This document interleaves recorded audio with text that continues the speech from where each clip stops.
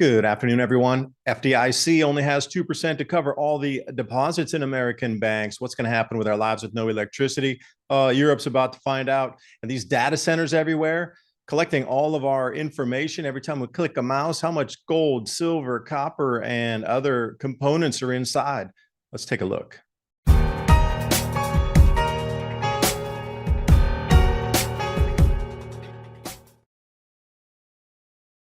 And starting you off here, baby data centers. This is from Ivanhoe Mines.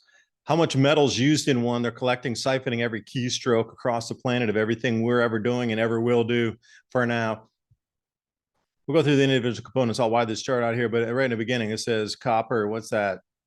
2,177 tons of copper. I thought, well, that can't be right. So the copper content of data centers, yep, sure is. Microsoft, 500 million data center in Chicago. That's the same one they reference also. 2,177 tons of copper. And then they show you these nice pictures here, and you're like, wow, that's a lot of copper for that little. Now, that's not even 1/5 of 1/8 of 1% of how large these things are. I was shocked when I do a little more research in here. Look at it. This is only $550 million, 475,000 square feet, 11 acres, and 1.3 miles to walk around at just one time. That's much larger than they're giving you that image that, well, it's just a room full of computers and servers, right? So let's wide that out here for you. Ivanhoe, again, putting this one out. Minerals, this is kilograms. So 2.2 kilograms equals a pound. And I did the simple math for you of ounces over there because silver and gold was where I was looking in addition to the copper. 6,440 kilograms turns out to be 227,164 ounces, or nearly 250,000 ounces. And if we look at gold, 2,218 kilograms, that comes out to 78,237 ounces per each one. So that's an enormous amount of metals. Now let's look at the 11,800 data centers around the world and do all the multiplication of the gold and silver and copper, and you wonder why there's a strain on those metals, and then there's green technology can't keep up either, and there's electrical shortages happen everywhere, and the prices keep going up. But I would point your fingers right to here.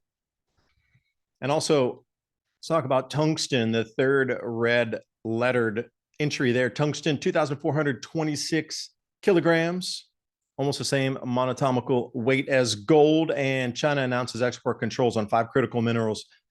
Tungsten. So again, if there's a way to shut down some of this advancement in our technologies, if we're going to try to control the AI space or jump ahead technology innovation wise, if you're going to cut off that metal that's required for the data centers, you can see what that would do in terms of constriction of it.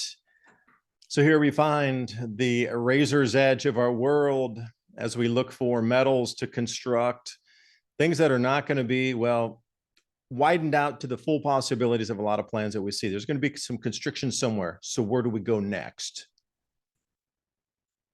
Well, we go to electricity because that is needed for everything. A lot of these data centers, along with our industry and our households, and you can see why the price keeps going up. Raising energy costs for Estonia's largest plant, Estonia Cell, halts operations. Not enough electricity, skyrocketing prices, the Baltic states.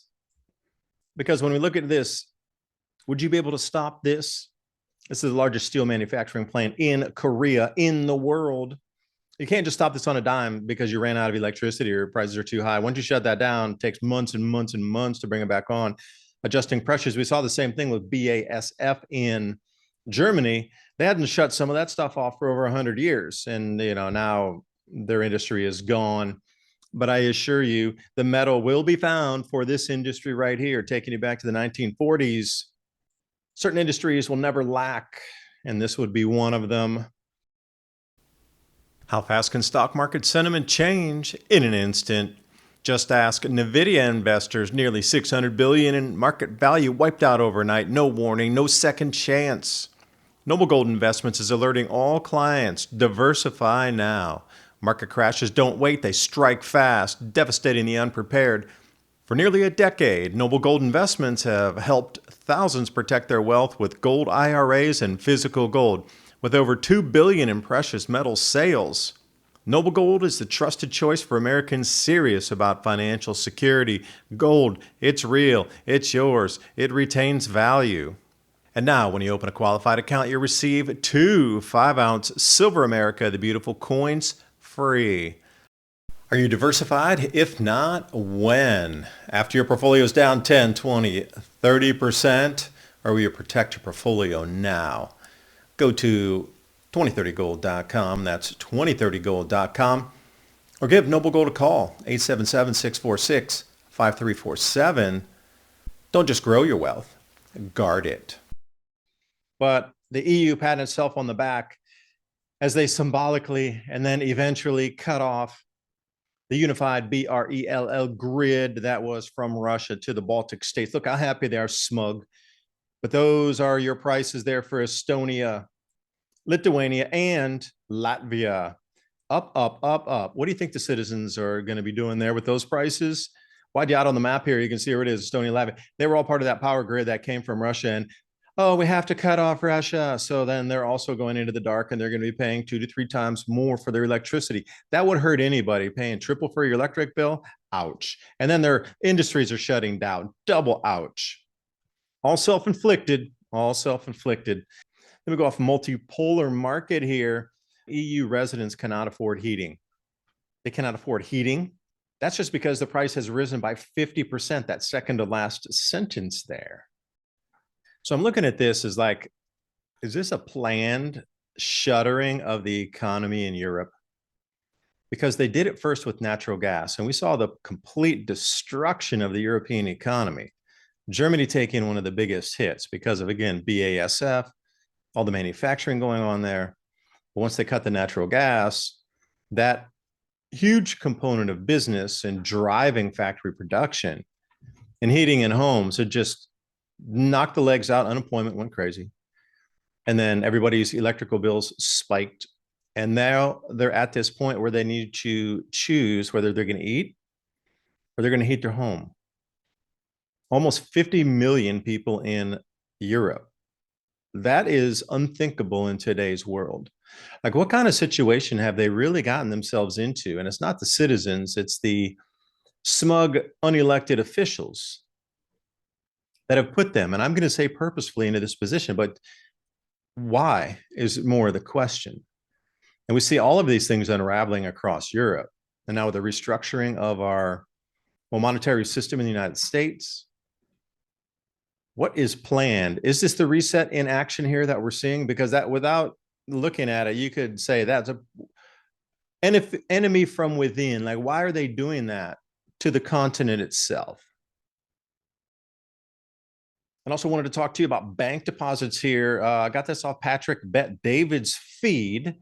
So this is the FDIC.gov quarterly, and you can see the Deposit Insurance Fund, the Federal Deposit Insurance Corporation, increased their balance sheet by 3.9 billion. And you're like, wow, that's a lot. Look, they have 129 billion. And you read a little bit further into it, deposits compared to that. And I want to go to the smaller print, I guess. You're covered up to $250,000. Okay. But the FDIC currently is about 1.3% of all the cash it would need to replace every insured deposit, meaning 98% of us aren't going to get, well, paid immediately. They would in the future to probably just print to pay, but what does that really tell you? I'm going to come up to the initial tweet that I found, this one here. Look at the FDIC balance sheet. It looks swelled. You know, you're looking at 125 billion. You're like, ah, that's a lot, you know, and then you look, well, they're trying to secure and insure 9.9 trillion. It's only 1.26. So these numbers vary between like 1.26, 1.5, near 2. So if something were to happen, and then I got into the statistical sheet, I found that one, and here it is. I'll white it out for you. You can see the full thing, a lot of entries coming on strong there year to date. And what do we find? Fund balance, 125, that matches. Insured deposits, yeah, that's up near 10 trillion. If something were to happen, the levee would break, as Zeppelin would say. And if we move over to India, they're experiencing the exact same thing. What's interesting, this is India with total deposits on its deposit insurance fund in rupees. They have 181 core lakh to try to insure 2.17 trillion. So they're finding something the same, very closeness here, about 2%. So that's interesting that we got two major countries that have the same phenomenon happening. Because everywhere we look today, it's just shock and awe of the changes that we're seeing in our economies, the remorphing of our very monetary system right here in America, followed along with gold, silver pricing, metals are getting expensive, assets are going through the roof, people are losing their job, unemployment, everything you need in basic life is just skyrocketing, and the entire morphing of a new system to bring in. So the old system is being burned to the ground right now, and it's going to be rapid. And it is, it's confusion time, how quickly this is all occurring. And you can see if there were to be a major contagion where people would be able to pull money out of their banks and cause a bank run or a gold run or something like this kind of run where people would panic and want to get their money, then there's only 2% to cover if all the banks fail. Now, then what would that cause? Well, you would definitely be lining up to get your CBDC if you got paid in full. Now, the current dollars that we have, you would be waiting. It doesn't really specify how long, but they will pay you eventually. Don't get me wrong, they will. But when you get the new dollars, what's the percentage of worth at that point? You know, if you have a banking collapse and okay, great, we'll give you $100,000 back. By the time you get your 100 grand a year later, after a hyperinflation event, your 100 grand might buy you a stick of gum. But if you were to immediately get whole by taking CBDCs and getting onto this new central bank digital currency FedNow wallet account, yeah, it'd speed everything up, wouldn't it? So, you know, things are precarious right now, and India would have the exact same thing happen. People would be clamoring. It would be panic time if you're going to lose your funds, and you will pretty much do any hoop or hurdle to get that money back so you can feed your family, pay your mortgage, do all these things.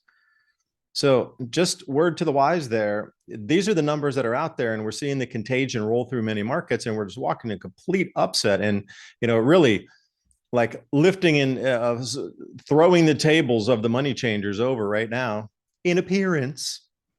But this is what our world comes to. So really, what is happening? The truth? Or are we being fed stories that's perfect for Hollywood? I do appreciate you watching. Hope you got something out of the video. Please remember, planting time. It's going to be super important you get gardens up this year. Food's going to get incredibly expensive. And I use these seeds myself. I can highly attest. TrueLeafMarket.com, Heirloom and Organic Seeds. That link's in the description box below for you. And also sign up for the show notes. It's free. CivilizationCycle.com, our live radio show, Thursday night, 2 hours. Put together like 8 to 10 bullet points of what we talked about. That way you can do some research or start conversations with others. Again, absolutely free. Sign up. And we'll get that to you on a weekly. And here is our Civilization Cycle podcast. Please join us over at rumble.com because that's where our main streaming point starts on Thursday nights. I'll see you next time. Bye for now.